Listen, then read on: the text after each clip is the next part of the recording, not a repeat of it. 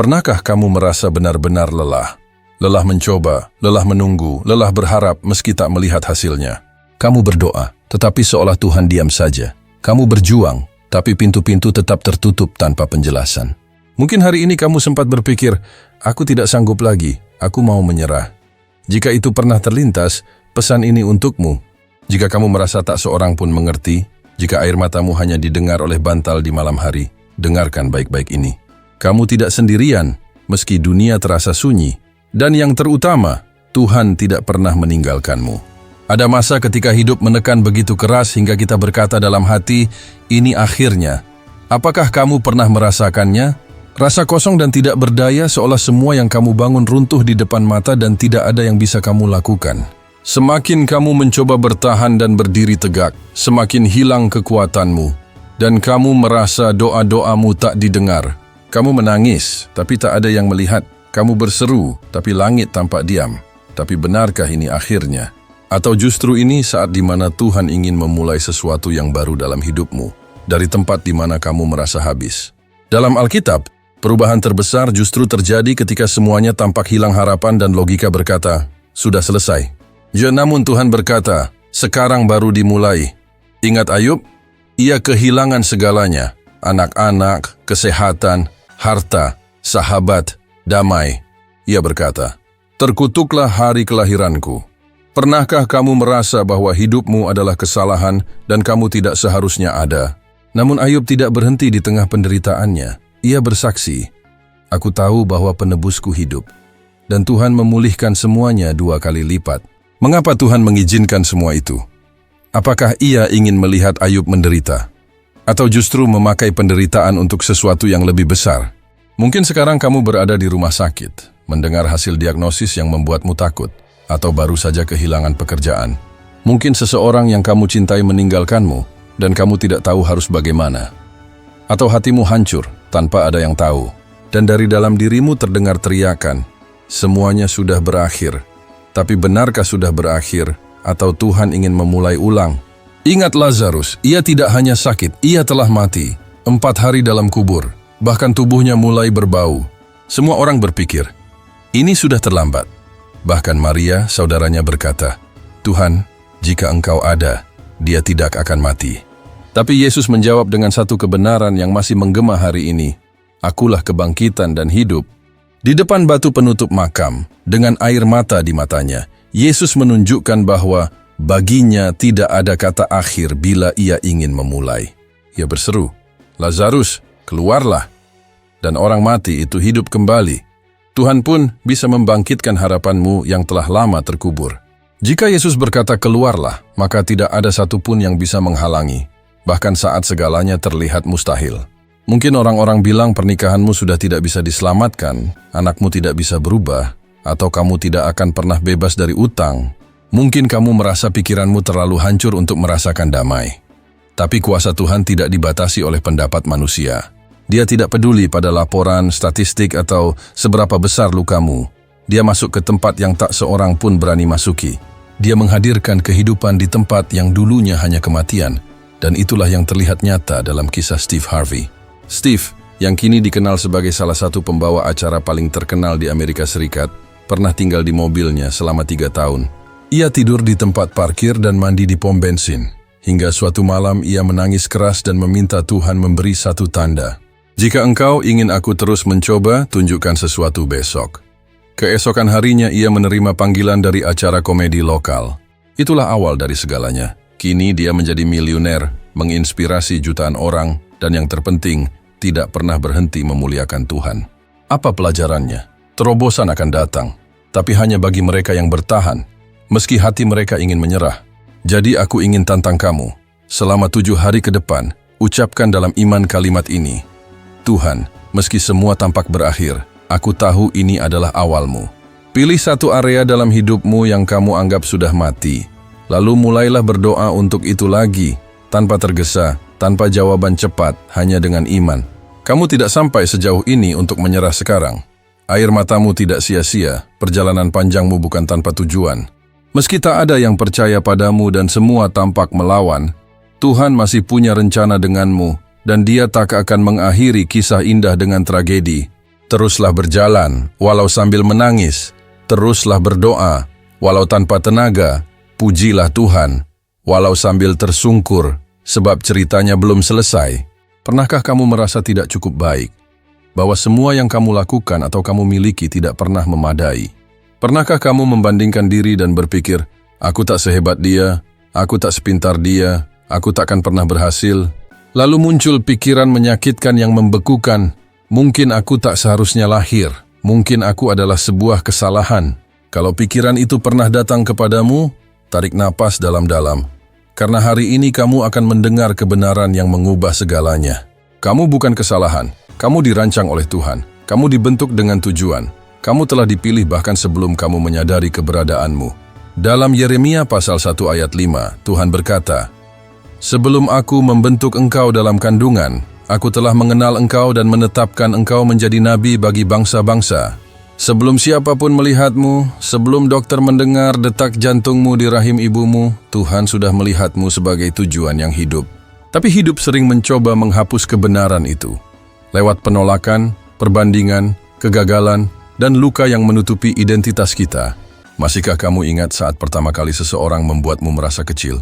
Mungkin itu terjadi saat orang tuamu berkata bahwa kamu tidak akan menjadi siapa-siapa, atau ketika sekolah mengabaikan usahamu, atau mungkin saat seseorang yang kamu cintai justru meninggalkanmu, atau bahkan sekarang ketika kamu merasa tidak ada yang memperhatikan, tapi diabaikan oleh manusia berbeda dengan dilupakan oleh Tuhan karena Tuhan tidak pernah lupa, Dia tidak pernah melupakanmu. Contohnya Musa, ia merasa tidak layak. Saat Tuhan memanggilnya, ia menjawab dengan ketakutan, "Tuhan, aku tidak pandai bicara." Musa bahkan mencoba menolak panggilan itu karena ia tidak melihat nilai dalam dirinya, namun Tuhan melihat lebih dari cukup. Dan justru Musa yang merasa tidak mampu, dipakai Tuhan untuk membebaskan umat Israel dari perbudakan di tanah Mesir. Itu membuktikan bahwa Tuhan tidak memanggil yang sudah mampu. Dia justru memampukan siapapun yang Dia panggil. Jika Tuhan sudah memilihmu, maka perkataan orang lain tidak lagi menentukan nilaimu. Hanya suaranya yang layak kamu dengarkan. Banyak orang sekarang menilai diri berdasarkan jumlah pengikut, tanda suka, gaji, atau penampilan. Tapi benarkah itu jati dirimu? Atau mungkin sebenarnya kamu adalah seperti yang Tuhan Sang Pencipta alam semesta katakan tentang dirimu, berharga dan dipilih. Dalam Alkitab ada banyak orang biasa yang diangkat Tuhan. Daud misalnya, anak bungsu yang bahkan dilupakan oleh ayahnya sendiri. Semua saudara Daud diperlihatkan kepada Nabi Samuel, tapi Daud bahkan tidak dipanggil. Ia hanya dianggap penjaga domba biasa. Namun Tuhan tidak melihat gembala kecil. Dia melihat seorang raja dan memanggilnya menurut rencana besar yang belum terlihat. Kalau hari ini kamu merasa tidak berarti, ingatlah, Tuhan melihatmu bukan dengan mata manusia. Dia melihat tujuan dalam dirimu.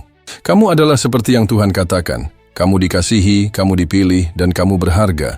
Itulah identitasmu di dalam Dia. Pernah dengar tentang Tyler Perry? Sebelum jadi pemilik studio film besar di Amerika Serikat, ia dulu tunawisma yang terluka. Ia menulis naskah teater sambil tidur di dalam mobil. Bertahun-tahun tidak ada penonton, tapi ia terus menulis dan percaya. Kenapa? Karena ia percaya pada benih yang Tuhan tanamkan dalam dirinya, bukan pada hinaan atau penolakan orang-orang di sekitarnya. Sekarang jujurlah, berapa kali kamu menyerah bahkan sebelum mencoba karena kamu pikir kamu tidak mampu? Berapa banyak kesempatan kamu tolak karena takut gagal? Berapa banyak impian kamu kubur karena orang lain bilang kamu tak layak? Mungkin hari ini saatnya mengubah semua itu. Mulai dari langkah kecil, mulai menulis lagi, belajar lagi, berdoa lagi dengan iman. Lihat dirimu di cermin dan katakan, "Aku anak Tuhan. Jika Dia menciptakanku, maka aku tidak pernah salah diciptakan." Kalau kamu butuh tantangan untuk keluar dari siklus keraguan, ini dia. Selama 5 hari ke depan, setiap pagi katakan ini, "Aku dikasihi oleh Tuhan. Aku dipilih oleh-Nya. Aku punya tujuan, bahkan saat aku merasa tidak layak." Setiap kali pikiran rendah diri datang, gantilah dengan kebenaran firman Tuhan. Tulis ayat-ayat dan tempel di tempat yang mudah terlihat. Biarkan pikiranmu lebih sering mendengar suara Tuhan daripada kebohongan dunia. Karena kamu adalah ciptaannya yang ajaib. Tidak ada orang lain seperti kamu. Keberadaanmu adalah mukjizat.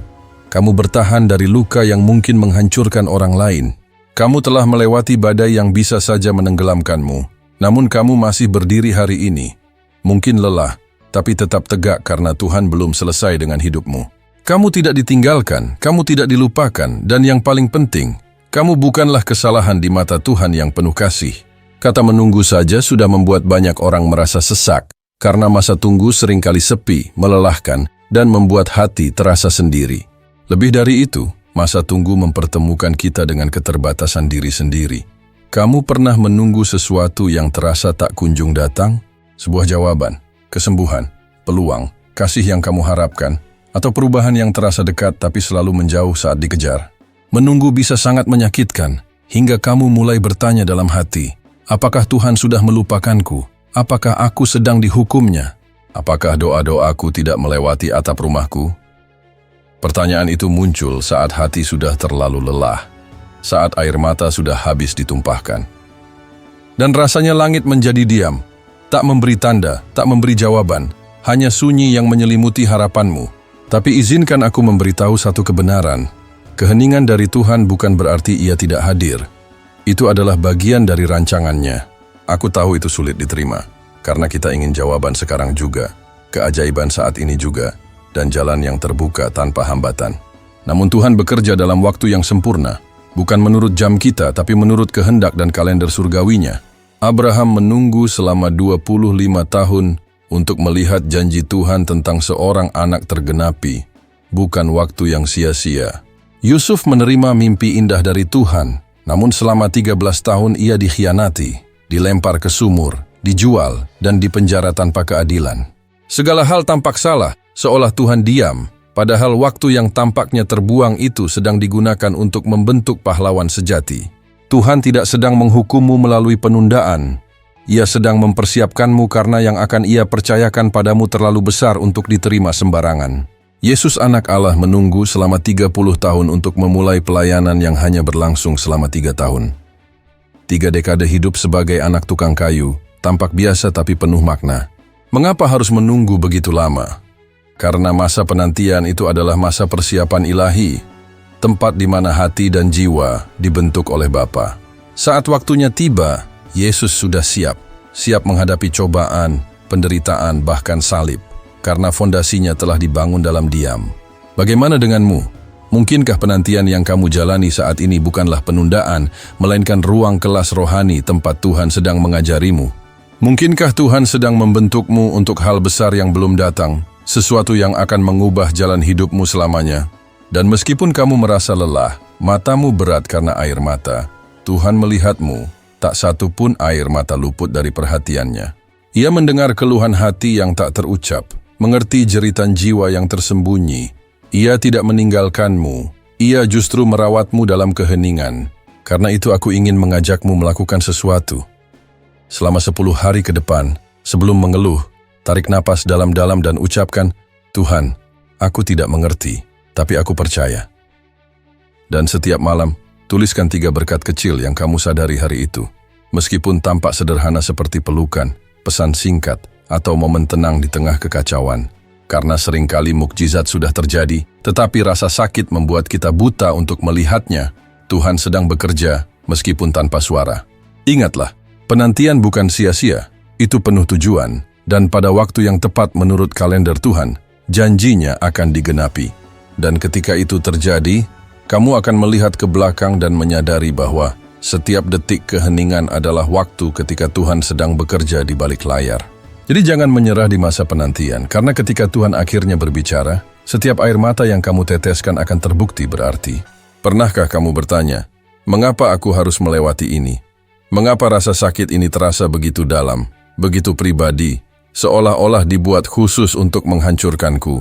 Kamu melihat sekeliling dan semua orang tampak menjalani hidup, sementara kamu berjuang untuk sekadar bertahan, menyembunyikan tangisan di balik senyum palsu. Dan dalam hati kamu mungkin berpikir, kalau Tuhan mencintaiku, mengapa Ia membiarkan rasa sakit ini menimpaku? Itulah pertanyaan paling berat dalam iman, namun juga yang paling mengungkapkan, karena di tangan Tuhan tak ada penderitaan yang sia-sia. Setiap air mata yang jatuh punya makna, setiap luka membawa pelajaran. Tak satu pun duka yang luput dari rencana ilahinya. Pernahkah kamu sadar bahwa orang-orang paling kuat seringkali telah melalui penderitaan terdalam? Karena saat dihadapi dengan iman, rasa sakit mengubah segalanya. Penderitaan memperdalam kasih, membentuk ketekunan, dan mengarahkan pandangan kita ke langit, menjauhkan kita dari permukaan, dan membawa kita ke kedalaman iman. Alkitab penuh dengan kisah seperti itu. Kisah luka yang menjadi tujuan, luka yang menjadi kesaksian. Ingat Yusuf, dikhianati saudara-saudaranya, dijual di penjara tanpa kesalahan. Tapi suatu hari ia berkata, "Kalian bermaksud jahat terhadapku, tapi Tuhan mengubahnya menjadi kebaikan untuk menyelamatkan banyak orang." Bisakah kamu bayangkan tingkat pemulihan dan kedewasaan yang dibutuhkan untuk berkata seperti itu? Untuk mengubah luka menjadi misi, trauma menjadi pelayanan?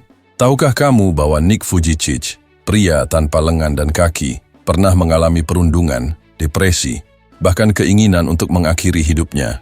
Bertahun-tahun ia merasa hidupnya tidak berarti, sampai akhirnya ia menyadari penderitaannya adalah panggung tempat Tuhan menunjukkan kemuliaannya. Hari ini ia berbicara kepada dunia, memeluk orang dengan hati yang terbuka, dan berkata dengan keyakinan, "Jika Tuhan bisa memakai keterbatasanku untuk menyentuh seseorang, maka aku sudah utuh." Bisakah kamu melihatnya? Dia bukan mukjizat meskipun ada rasa sakit. Dia adalah mukjizat melalui rasa sakit itu sendiri. Mungkin kamu sedang ada di tengah proses sekarang, tanpa jawaban, dengan hati yang terbuka dan berdarah, mencoba memahami kekacauan yang terjadi. Aku tidak akan berjanji semuanya akan selesai dalam semalam, tapi aku bisa meyakinkanmu sepenuh hati. Tuhan sedang bersamamu saat ini juga. Di dalam keheningan, di kamar yang gelap, di rumah sakit, dalam pengangguran, dalam masa berkabung, dan dalam kesepian, Tuhan hadir. Dan Dia sedang memakai rasa sakit ini untuk membentuk sesuatu di dalammu yang tidak bisa dibangun dengan cara lain. Yang paling menyentuh hatiku adalah saat aku menyadari bahwa Yesus, anak Allah sendiri, juga pernah merasakan sakit yang dalam. Ia dikhianati, ditolak, ditinggalkan, disakiti, dan semua itu memiliki tujuan kekal yang membawa keselamatan bagi kita. Kalau Yesus saja mengalami penderitaan, mengapa kita berpikir bahwa rasa sakit kita tidak bisa membawa pemulihan juga? Ada satu kebenaran luar biasa dalam kitab 2 Korintus pasal 1 ayat 4. Ia menghibur kita dalam segala penderitaan kita, supaya kita bisa menghibur orang lain dalam setiap penderitaan dengan penghiburan yang kita terima dari Allah. Artinya, air matamu hari ini akan menjadi pelukan bagi seseorang besok yang menangis seperti kamu. Cerita hidupmu akan menyembuhkan cerita orang lain. Tapi untuk itu, kamu harus melewati lembah ini terlebih dahulu. Mungkin kamu tidak memilih rasa sakit ini, tapi kamu bisa memilih apa yang akan kamu lakukan dengan rasa sakit itu. Berikut ini satu saran yang bisa mengubah segalanya. Selama 7 hari ke depan, luangkan 10 menit setiap hari untuk menulis. Tulis semua yang kamu rasakan, jujurlah kepada Tuhan. Jangan sembunyikan kemarahanmu, kesedihanmu, atau kebingunganmu. Ubah rasa sakitmu menjadi kata-kata, lalu tuliskan satu hal yang kamu pelajari atau sadari tentang dirimu selama proses ini. Latihan sederhana ini bisa membuka matamu untuk melihat bagaimana Tuhan sudah mulai mengubahmu di tengah perjuangan. Mungkin kamu berpikir, aku hanya seseorang yang biasa saja, kisahku tidak berarti. Tapi coba bayangkan, berapa banyak orang yang mengalami hal yang sama seperti kamu saat ini? Dan berapa banyak dari mereka bisa menemukan harapan melalui pemulihanmu? Rasa sakitmu bisa menjadi jembatan, jalan yang menghubungkan hati yang hancur dengan kasih Allah. Jadi tarik napas dalam-dalam, kamu tidak akan hancur. Kamu sedang dibentuk, kamu tidak dilupakan, kamu sedang diperkuat. Dan saat semuanya selesai, karena itu pasti akan berlalu, kamu tidak akan keluar dengan keadaan yang sama seperti sebelumnya. Kamu akan menjadi lebih kuat, lebih bijak, lebih peka. Dan yang terpenting, kamu akan menjadi lebih serupa dengan Yesus. Rasa sakit bukanlah akhir dari segalanya, Tuhanlah yang memegang kata terakhir. Dan Dia masih menulis kisah hidupmu dengan air mata, ya, tapi juga dengan tujuan.